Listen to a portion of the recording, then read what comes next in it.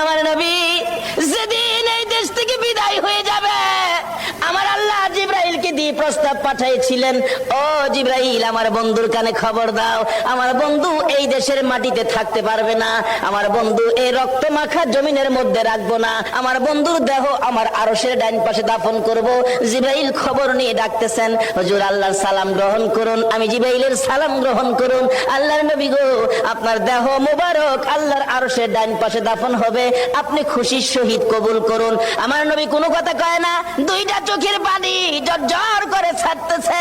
জিবরাইল বলেন, ইয়া রাসূলুল্লাহ, এত সুন্দর প্রস্তাব নিয়ে আসলাম, কোনো কথা কন না, খালি কাঁদেন কেন জানতে চাই।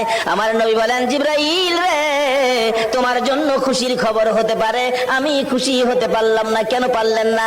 রে জিবরাইল, আমার দাফন আল্লাহর আরশের ডান পাশে হবে,